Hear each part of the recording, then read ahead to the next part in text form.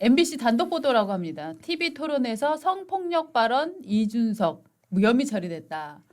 사세행 경찰이 면죄부 줬다. 이런 반응을 올렸다는 것까지 제목으로 올렸네요. 자, 일단 내용을 간단히 설명을 해드리면 지난 대선 토론 때 기억나시죠? 이준석 그 당시 후보가 그 대선 후보 3차 토론 때였나요? 맞아요. 네. 뭐죠? 무슨 워딩이 뭐였지? 무슨 누군가가 젓가락을 들고 여성의 신체 뭐 어떻게 신체 한다. 특정 부위를 뭐 네. 찌른다고 하면이라고 얘기했나요? 거기까지 얘기를 했었나요? 뭐 유사한 단어를 쓴 것 같긴 한데 그렇죠? 그게 이제 결국 대통령의 아들이 예. 그 댓글로서 썼었던 그거를 이제 인용한 그러니까 본인 이준석 대표가 만들었었던 창작물이 아니라 네. 그 이제 이동호 씨가 댓글로서 이제 벌금까지 받았었던 네. 그 댓글의 인용물이었거든요. 그렇죠. 그러면서 아니 진보 내지는 이 정치인들이 이런 범죄에 대해서 어떻게 평가를 하느냐. 만약에 이런 것이 보수 정치권 내에서 이루어졌다면 또는 뭐 이렇게 뭐 두 개 여러 개의 잣대가 있어서는 되겠느냐는 취지로 이렇게 질문을 던진 건데 이걸 가지고 이제 뭐 진보 내지는 그 소수 진보 정당들이 뭐 성폭력성 발언이다라고 하면서 특정 시민단체에서 고발을 한 거죠. 사세행이라는 곳에서 고발을 네. 한 거예요. 근데 애초에 죄가 될 일도 아니었고요. 예. 당연히 무혐의가 나와야 되는 거예요. 무혐의가 나와야 된다라는 말 자체도 사실 되게 아까워요. 효율적이지 않고. 근데 제가 좀 눈여겨보는 건 이 MBC 단독 보도인데 원래는 특정 정치인에 대해서 어떤 혐의가 있을 때 무혐의가 나오면 그냥 무혐의가 나왔다고 하고 단신으로 끝나는 거거든요. 근데 굳이 사세행 경찰이 면죄부라고 해가지고 예. 마치 경찰이 죄가 있는데 죄가 없는 것으로 간주하는 것처럼 그렇게 보도를 지금 하고 있어요. 이 보도 자체가 잘못됐다. 아, 이 보도 자체에 이제 저 불만을 지금 네, 저는 표하시는 거군요. 문제의식이 있습니다. 네. 네. 일단 지금 서울경찰청에서는 공직선거법상 후보자 비방, 허위사실 공표 혐의에 대해서는 이거는 불송치를 결정을 하겠습니다. 왜냐하면은 이 발언이 크게 법률적으로 위배될 게 있는 것처럼 보이지는 않아요라고 이제 판단을 한 겁니다. 경찰이 이제 판단의 근거를 보면은 이 불송치를 하면 불송치를 했다라고 수사 결과 통지서를 보내야 되거든요. 맞아요. 여기서 경찰이 이렇게 얘기를 했습니다. 이재명 후보의 과거 발언이 학생들에게 부정적 영향을 미쳤다는 취지로 해석될 수 있어서 피의자의 평가 내지 의견 표명으로 볼 수 없다. 또 불상의 고교생의 욕설을 인용한 것으로 이재명 후보에 관한 사실이 아닌 만큼 비방죄도 성립하지 않는다. 또 과거 언론에 공개된 이재명 후보 녹취록에 고교생 욕설, 즉 앞에서 인용한 불상의 고교생이죠. 불상의 고교생 욕설과 유사한 발언을 한 사실이 있어. 요거는 아마 형수님 뭐 그 발언인 것 같아요. 형수 발언인 것 같고 이거를 과거 언론에 공개된 이재명 후보 녹취록에 유사한 발언을 한 사실이 있다라고 이렇게 경찰이 적시를 한 이유는 이 형수 욕설에 대해서 이재명 후보 스스로가 굉장히 부끄럽게 생각하고 있다. 사과드린다라고 과거에 이제 얘기를 한 적이 있었어요. 네. 이번 대선 말고 그전 대선에서. 맞아요. 그거를 근거로 해서 유사한 발언을 한 사실이 있다라고 쓴 것 같고 그렇기 때문에 이준석 후보 발언을 허위로 보기 어렵다라고 얘기를 했고요. 또 이재명 후보 아들과 관련한 여성 신체에 관한 폭력적 표현. 이게 기억났습니다. 젓가락으로 쑤신다 뭐 이 표현이었죠. 이준석 후보의 주장을 배척하기 어렵다. 발언 당시 허위성 인식이 있었다고 단정할 수 없다. 그래서 증거가 불충분하여 혐의가 없다. 이렇게 똑 떨어지죠. 얘기를 했습니다. 즉 이 고교생의 욕설을 인용한 것으로 요거가 아마 그 이재명 후보의 아들과 관련한 그 발언이라고 봐야 되는 건가요? 그 두 가지가 섞여 네. 있는 것 같아요. 네. 이제 형수 욕설 관련해서 그때도 이제 이재명 당시의 시장 네. 고지선 씨와 혹은 뭐 그 박인복 형수와 통화를 할 때 성기를 이야기를 하면서 네, 좀 네. 과격한 이야기를 했는데 그게 정말 셌죠. 네, 그것과 유사한 네. 사실 뭐 이 토론이라고 하는 게 그 어떤 정치인들에 대한 평가 이런 것까지 포함되어 있기 때문에 그런 발언을 창작하지 않는 이상은 이걸 허위라고 단정할 수 없다라는 게 첫 번째인 거고 두 번째로 젓가락 얘기한 것도 이게 사실 뭔가 제가 방금 아까도 말씀드렸지만 창작물이 아니라 인용물이기 때문에 이걸 또 허위라고 단정하거나 허위성 인식이 있었다고 단정할 수 없다. 그러니까 어쨌든 이동호 씨의 그 댓글로 통해서 벌금 받은 그 사항을 다시 한번 언급한 것이 어떻게 네. 이걸 허위라고 할 수 있겠느냐, 네. 혹은 또 후보자 비방이라고 할 수 있겠느냐라고 이게 종합해서 네. 결론을 지은 겁니다. 예. 당연한 결론인데 이걸 이제 뭔가 또 사생이라는 거기에서 뭐 면죄부를 줬다, 죄가 되는데 죄가 안 된다라고 덮어줬다라고 이렇게 네. 호도를 하니까 예. 그걸 받은 언론도 사실 문제가 있는 거죠. 저는 당시에 이 후보의 이준석 후보의 젓가락 발언보다는 젓가락 발언을 성폭 2차 가해라고 뒤집어가는 과정 이걸 보면서 정말 야권 당신은 야권이었죠. 야권이라고 할까요? 민주당 계열 혹은 좌파 계열의 이 여론 뒤집기가 정말 굉장히 유효했었다라고 판단을 합니다. 왜냐하면 이 발언을 전후로 해서 이준석 후보의 기사가 굉장히 꺾인 것도 사실이거든요. 그리고 중도층에서 특히 이제 보수 지지자들 사이에서 뭐 진보 진영에서 이준석 후보를 별로 좋아할 리는 없고 보수층 사이에서도 이준석의 발언이 너무 문제가 많았다, 품위가 없었다 이런 발언이 나오는데 당시를 회고를 해보시면 이준석 후보의 발언이 부적절했다고 생각을 하십니까? 아니면 정말 일종의 되치기를 당했다고 생각하십니까? 그러니까 조금 더 표현을 정제했으면 좋았겠다라는 그런 예. 아쉬움은 있죠. 예. 그렇지만 본질적으로 그 문제 제기 자체는 정당한 문제 제기이고 네. 그것을 너무 이제 그 지나치게 막 부풀려 가지고 그것을 이제 그 되치기해서 네. 이준석 후보를 궁지에 몰았던 그런 그 것이 분명히 있었던 것이죠. 네. 근데 저는 이게 참 오늘 경찰 그 수사 결과를 보면서 이 불송치 결정문에 나온 이 문장들은 이건 그 역사에 남을 명문이 아닌가 싶어요. 너무 정확하고 합리적으로 네. 법치에 의해서 평가를 판단을 했잖아요. 근데 이게 굉장히 당연한 결정이지만 이렇게 당연한 결정을 하기가 어려운 분위기지 않습니까? 지금. 그렇죠. 경찰을 뭐 그냥 수중에 막 공깃돌처럼 이렇게 취급하고 맞습니다. 뭐 사법부까지 대법원장까지 겁박하는 이런 분위기에서 네. 서울경찰청이 이런 그 결정을 내렸다는 거는 정말 저는 높이 평가해 줘야 될 일이라 네. 생각하고 한 줄 한 줄이 정말 금과 옥조 같아요. 이준석 후보 발언을 허위로 보기 어렵다. 네. 이렇게 쓰기 참 어렵잖아요 지금. 네. 불송치 하더라도 네. 적당히 이게 지난번 그 대장동 일당 판결문처럼 그렇죠, 적당히 그렇죠. 이쪽 저쪽 이렇게 좀 균형 맞추고 예. 이러기가 쉬운데 야 이거 비방죄 성립하지 않는다. 그다음에 학생들에게 부정적 영향을 미쳤다는 취지로 해석될 수 있어 피의자의 평가로 볼 수 있다. 그다음에 여성 신체 폭력 표현에 대해서는 이준석 후보의 주장을 배척하기 어렵다. 네. 발언 당시 허위성 인식이 있었다고 단정할 수 없다.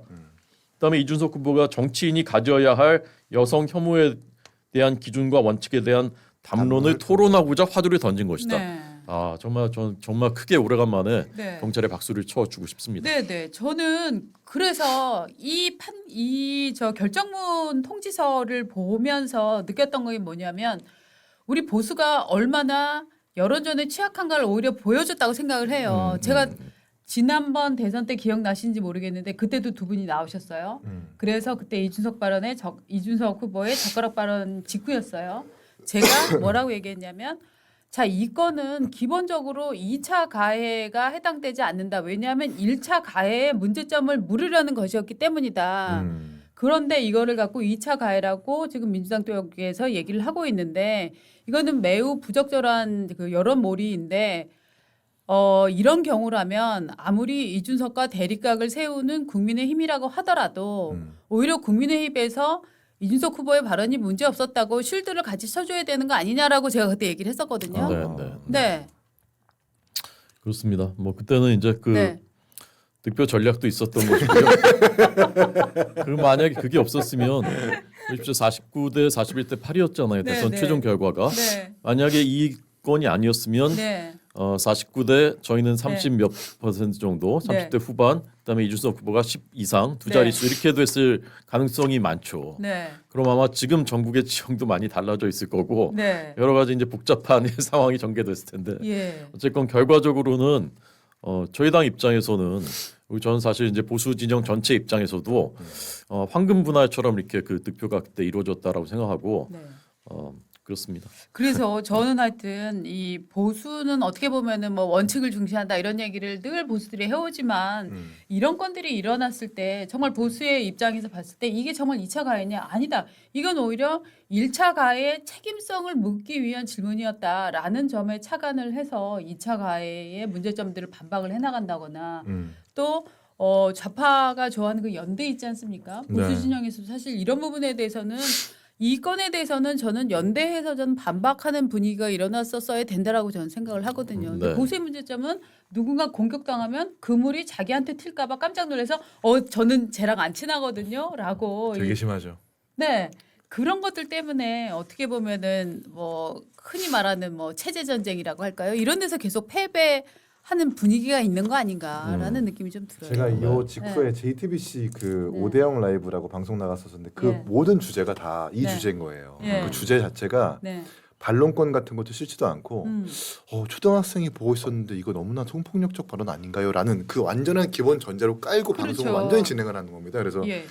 과거에 이제 손석희 씨가 그 성추행 성폭력 피해자와 인터뷰를 할 때 똑같은 그러니까 그 이동호 씨가 쓴 댓글과 똑같은 피해 행위를 방송에서 직접 진술한 적이 있어요. 그러니까 젓가락을 어떻게 하겠다라는 거 똑같은 말이었었어요. 그래서 제가 방송 중에 그 얘기를 하니까 버럭하는 겁니다, 앵커가. 왜 그런 얘기를 하느냐. 근데 일단 그 방송 중에는 괜찮았는데 네. 방송 끝나고 따로 전화가 왔어요. 어. 모 앵커께서 네. 왜 우리 회사의 대표를 들먹이냐면서 엄청 막 저한테 고압적으로 소리까지 지르면서 얘기하는 겁니다. 아이고야.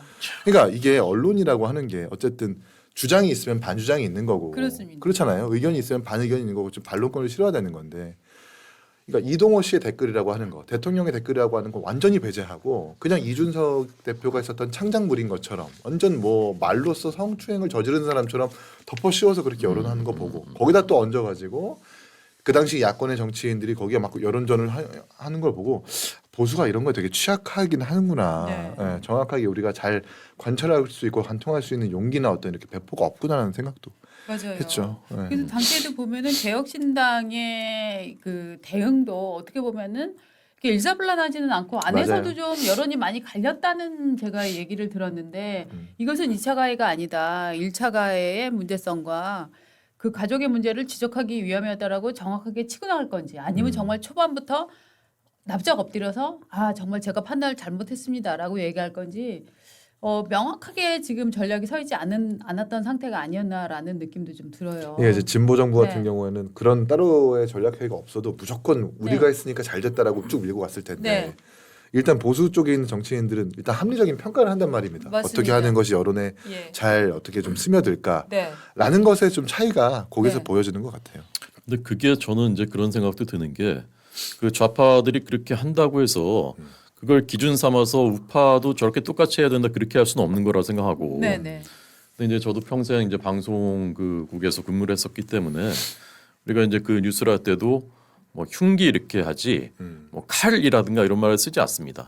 네. 방송이기 때문에 활자로 보는 것과는 다르다고 이제 그 생각하기 때문에 이제 그런 거거든요. 흉기 또는 둔기 이렇게 하거든요. 근데 이제 그 표현을 그 단어를 생방송 중에 이렇게 썼다는 것은 사실 이건 적절한 건 아니에요. 그러니까 그 정도의 책임성은 있는 거예요. 네. 근데 이제 문제는 그 이상의 훨씬 더 이제 많은 책임을 뒤집어 씌우려고 하고 그걸로 이제 그 판을 엎으려고 했다는 게 문제. 그렇게 이제 선동했다는 건 문제지만 그 표현 자체는 그거는 조금 그 좀 신중하지 못한 표현이었죠.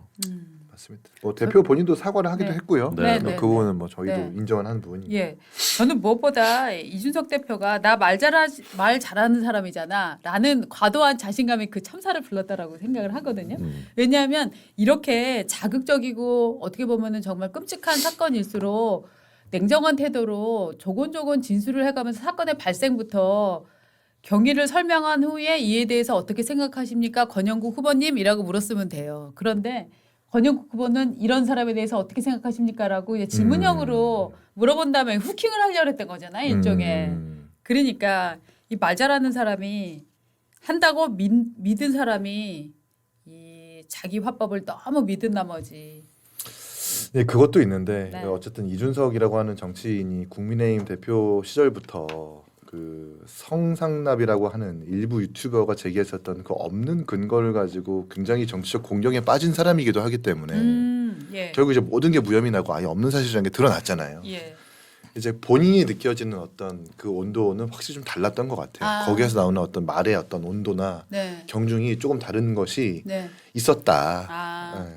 아, 저는 그렇게 당신네들은 지금 없는 사건 갖고 나를 그렇게 괴롭혔었는데. 그렇죠. 아, 과거에 이게 댓글이나 이런 걸로 남아 있는 사건에서 어떻게 생각하느냐 뭐 이렇게 물어보고 싶었다. 이게 이제 그 진보 이러거든요. 진영에서의 그 예. 성비위나 성사건을 다루는 그 잣대, 그 네. 기준, 자신을 향해서는 이준석을 향해서는 아무런 근거도 없는 걸 가지고 그렇게 공격을 하다가 본인들 사이에서 특히 대통령의 아들이 공개적인 댓글로 젓가락으로 논단 희롱성 댓글을 쓰고 있는데 왜 이런 거에 대해서 한마디 말이 없느냐, 정치권이 이래서는 안 된다라는 그 두 개의 잣대를 지적하는 거였거든요. 특히나 본인도 그렇게 당한 사람이기 때문에 더 강하게 말할 수밖에 없었던 좀 그렇게 좀 변명을 드리고 싶어요. 본질적인 문제는 전 세계 역사에 대통령 또는 왕 이런 최고 통치자와 그 아들이 이런 류의 저급한 그 여성에 대한 그런 욕설과 이런 표현을 쓴 일은 제 없어요. 기억에는 없어요. 이게 초유의 일이거든요. 앞으로도 없을 겁니다.